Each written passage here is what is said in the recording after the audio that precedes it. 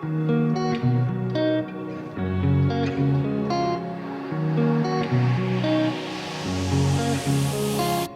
safety in your own home, the ability to know when it's happening, and like there's no need to rush, right? You can really sit and show up and be present even if you're off camera and still listen and connect with other people and their stories. Welcome to Let Me Just Share My Screen, a podcast where we dive into conversations with seasoned and up-and-coming researchers about new directions in online participatory visual methods research. Each episode is packed with fresh ideas, practical tips, and ethical considerations to help you plan, create, and exhibit your visual research projects. This podcast is inspired by a CIHR-funded research project that gathered experiences of health researchers conducting photo voice and digital storytelling projects online with diverse communities. It is produced in partnership between the Center for Community-Based Research and the Arts-Informed Methods team at Trillium Health Partners. Listen in for more. Hello, everyone, and welcome, listeners. My name is Gabrielle Griffith, and I will be your host for today. My passion for decolonial arts-based participatory research brings me here today as your host, and I am joining from the traditional territory of the Three Fires Confederacy, the Ojibwe, Ottawa, and Potawatomi peoples, as well as the Huron-Wendat and the Wyandot Nation. I'm thrilled to be here with our guests, Rene Adams, Erin and Cruz. These guests were all co-researchers on a recent CIHR-funded initiative, Nothing About Me Without Me, co-designing mental health care improvements with young adults from diverse communities, their families, and service providers, which was a multi-year initiative that engaged photo voice, collaborative analysis, and participatory filmmaking methods. Let's start off with introductions.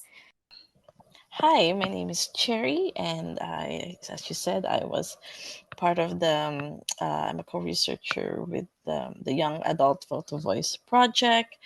I think we did it for about 2.5 years. I'm also a mother of twins. I'm actually an early childhood educator, and I didn't start my mental health journey until I started the Photo Voice project, and I think it inspired me to move into the mental health field.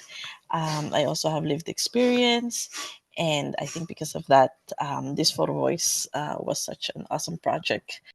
So hi, I'm Rene Adams. I am a mom of 2, a grandmother of 3. I do have personal experience with mental health issues, my children as well. And I'm currently a student at the Missionary Institute studying community health and social medicine care. Thanks. Hey everyone, really excited to be on the show. My name's Erin MacDonald, and I run a tutoring business that specializes in working with neurodiverse kids. So that is students with ADHD, autism, dyslexia, etc., and all the other amazing ways our brains can work differently. So yeah, I'm neurodiverse myself, and I've also struggled with mental health issues since I was a teenager.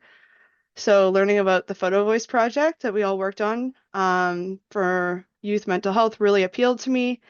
And yeah, like I said, I'm really excited to talk about what happened during that project, what it was like, and how we can all do a better job advocating for youth and mental health.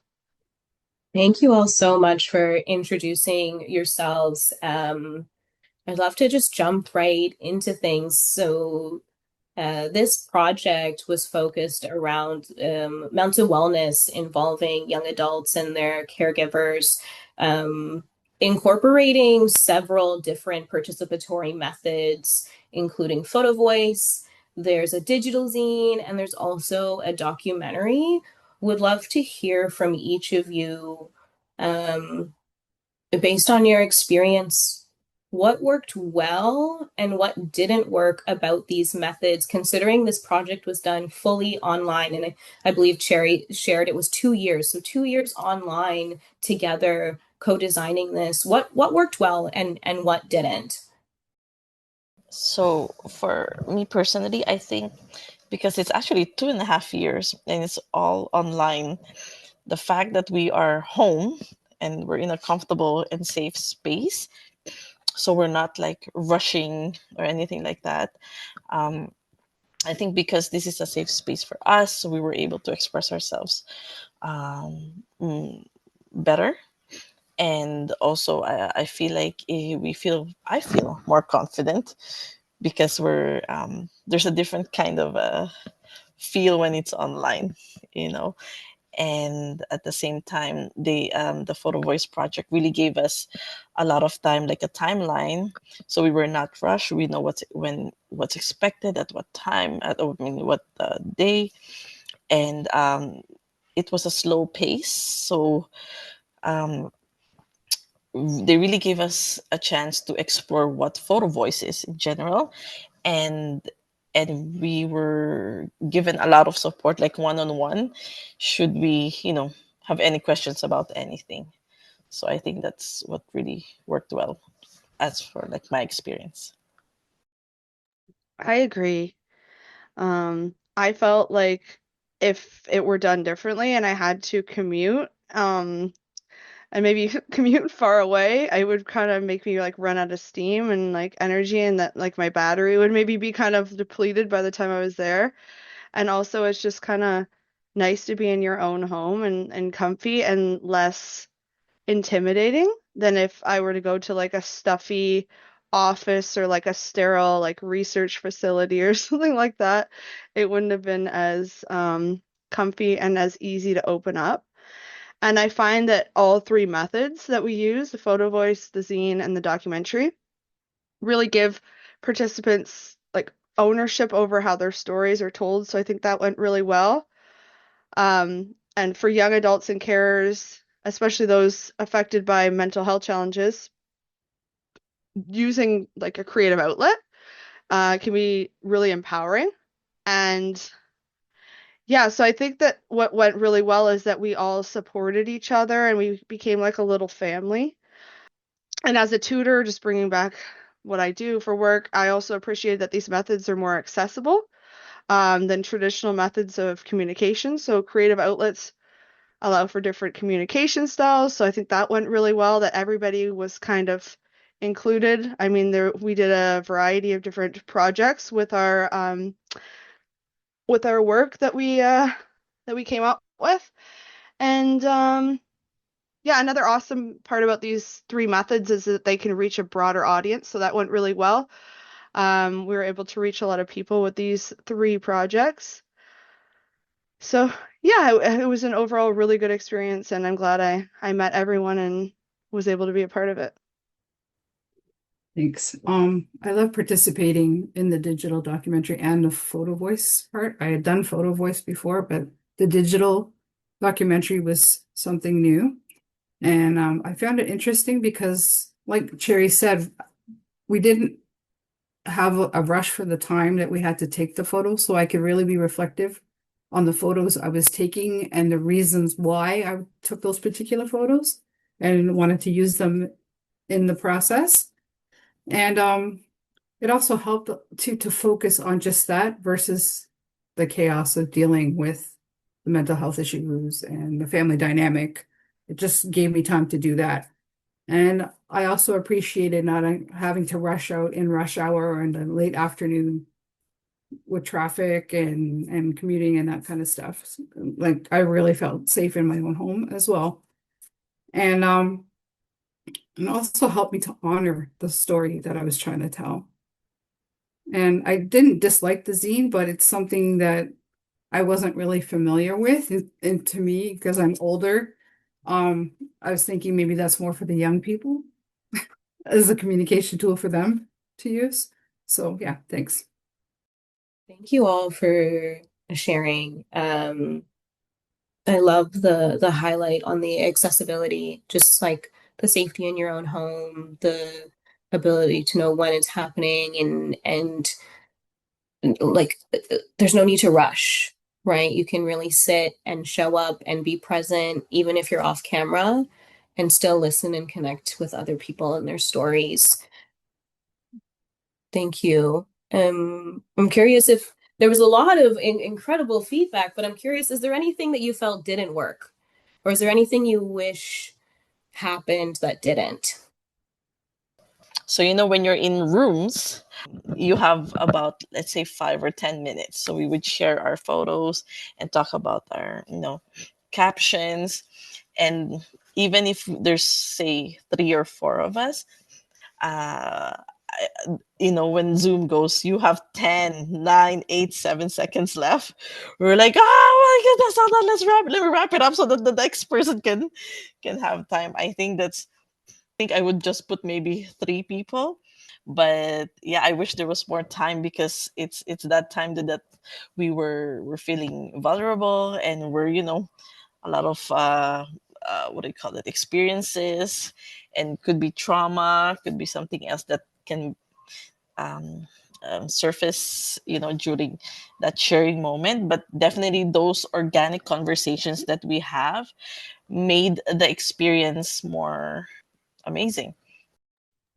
Yeah, I agree. That was a little stressful, just seeing the numbers like count down, like, oh, we're not gonna have time to say this, or someone's gonna get cut short for their vulnerability and just like a chance to open up, and maybe someone was getting into detail about something and then they were cut off. So that was a little bit disappointing. I also found it was a little bit difficult to maintain momentum because it was an ongoing project and it involved like a somewhat long-term commitment. So I think a lot of us were tired at some point, and then the meetings at some point became a little less frequent. And it's also just a bit taxing for some people to share such raw experiences. So with people who are strangers, at first we were all strangers. So in the beginning, that was a little bit tricky too, opening up to people. I think for me, it would have been great to be able to, in an ideal world, meet people in person before we got started with the project as an initial step. But I think, like most people during COVID and in the aftermath too, we kind of learned to adjust online. So it is possible to do that. Thank you for sharing. I'm curious what kept you engaged. I think just the interest in the topic and being able to tell a story in a way that helps the rest of the community. I realize it's not just about me and I'm not the only one going through it. So there's that sense of community to keep coming back to. Erin mentioned the time where it was, it took a while, right? And I think because we each have our own folder, so even though we are not meeting every month, we have pictures on those folders that we can go back to, and then change the caption, and then we'll take more photos. So we have that freedom to keep adding photos and then delete photos that we feel like I don't think it's relevant, or I don't think this photo really speaks to what I have in mind. So I think having that access and seeing how everyone's pictures also changes, and hearing everyone's stories kind of help motivate me to work on it more, as opposed to like, okay, I took like 4 or 5 pictures and that's it. I think it was a combination of just the topic being interesting to me and also wanting to develop better advocacy skills, and being interested in research. So sometimes I can be a little bit shy. So I kind of just put myself outside of my comfort zone. Um, and I just kept saying, like, it's going to be worth it because it's going to reach a lot of people. So even if I'm a little shy to share at first, I just want to continue on with it. And I was also pregnant at the time for some of it.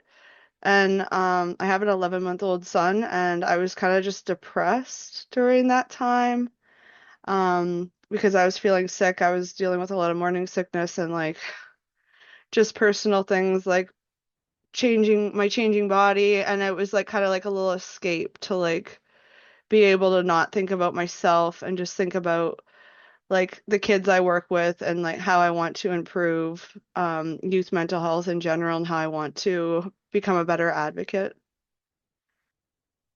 Thank you all for sharing. I was curious because maintaining that engagement can be one of those more challenging pieces of research, and like iterative process, this ability to go back and change and edit and really have that full control over your story. And it wasn't like one and done, right? Some of you have spoke to this a little bit already, but I'm curious, based on your experience, what do you think is needed to make a photo voice project successful? Well, I think in the beginning part of as we were introduced to photo voice, I think the first thing that struck in my mind is that when they stated there's no right or wrong picture, you don't need a photography background, a degree. You don't need to be poetic. You don't need to have, because I was worried. I was like, English is my second language. I might not express myself the way I want to, the right words. So, and they were like, no, this is your story, and there's no right or wrong picture. You show us, what you want us to see. Having that stated out there made me feel like, okay, I don't need to be an expert. I can just be myself, and I have the support that I need. It gives you a chance to express yourself.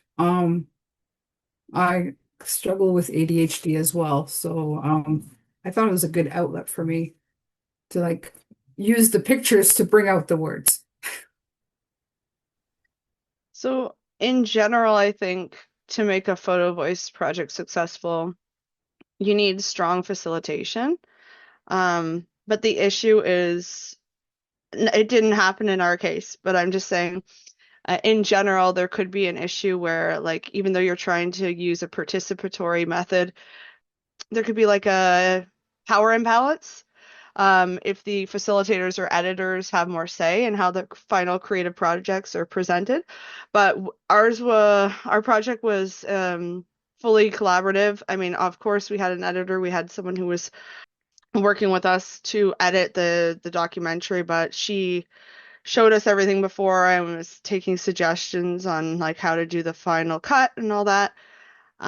So I think our photo voice project was successful mainly because our facilitators took time to build trust and connection. They didn't rush us into anything or make us talk about like uncomfortable things right away if we didn't want to. And we got to fully give our opinions on each method that we were putting out there in the public. Just want to add to that, it seemed like this group was brought together from all walks of life. It wasn't just young people. It was a variety of age groups involved as well, and people from different ethnic backgrounds. So that gave a better sense of the community, and we're doing this for the community, and there's an important message to bring out there. Yeah, I love like intergenerational connections and story sharing. You see, um, I feel in my own experience when I'm in shared space with different folks, like all walks of life, different ages, different backgrounds, different needs, there's such a depth of learning, and I walk away every time reminded how much more we have in common, despite our differences and uniqueness. Um, do any of you feel like this project had an impact on you? Did you feel like it was empowering, or did it make a difference in your life? Would you do this project again or work similar to it? I would do work similar to it. I felt for me personally, I gained more self-confidence and the feeling that I'm not isolated or alone in the struggles with the mental health system and trying to find supports. But it was a sense of validation that the struggles are real for people of like trying to get care in the system, and that we really need to get that word out about how important it is to help people thrive and achieve their social determinants of health. So this the photo voice experience actually encouraged me to be also part of them. So I'm also sitting at the caregiver advisory board for the region of Peel. I think the whole experience is transformative and empowering, because the photos that we did, it's like leaving a legacy. It's like leaving that part of myself that speaks my truth. So Renee said it helps with the social, with the isolation, especially for immigrants like me. It's such an amazing experience. I would definitely work on a similar project again. A key thing that I loved about this project that it was accessible to people of all walks of life and people who maybe have ADHD or autism or um, learn differently. So I did work on an accessibility project after this one, and I'm interested in working on more mental health research as well. But for this project particularly, I feel like it helped me because it helped me to feel more comfortable advocating for mental health, like I said earlier. Before I wasn't as vocal about it. And with careful facilitation and follow-up support, I didn't feel like uncomfortably exposed or vulnerable, even though in the past, maybe having my work shared publicly was really embarrassing for me. Um, and maybe something that I would hide about myself in the past to try to like blend in and be like so-called normal. So it helped me to open up, and I really appreciate that. Thank you all for sharing and also being vulnerable in this moment and sharing as well. I really do appreciate that. Do any of you have any final words that you would like to share with our listening audience? So after the photo voice experience, I feel like I want to put a caption on every photos that I have and just put all of them in a folder and print them. This experience really helped me become more present and mindful of life. And and sometimes these photos actually are a good reminder of our past experiences and what we can learn from it, and how we can use these photos as as a voice, as like Erin said, advocacy for mental health. That's all I want to say. And photo voice is it's really it's amazing. So I just want to say that I'm grateful for the opportunity to participate in a project like this because it's taught me a lot and I can use those skills to carry me forward in other work that I'm doing. And also it's about that greater advocacy piece and helping young people to achieve their optimal health with the right supports. Thanks. I'd like to encourage anyone who's like, interested in photography and creative outlets and who's maybe struggling with mental health or is a caregiver to look into it because yeah, like Cherry was saying, we have so many pictures on our phones, and I know myself, I have like probably I don't know, many thousands, but like we don't always look at them or like look into the deeper meaning of them. We just kind of take them and just don't even look at them again sometimes. But if you have an opportunity to maybe look at your photo roll, you might like see that you have some photos and why. You can reflect why you took them. Was there a certain way that you were feeling?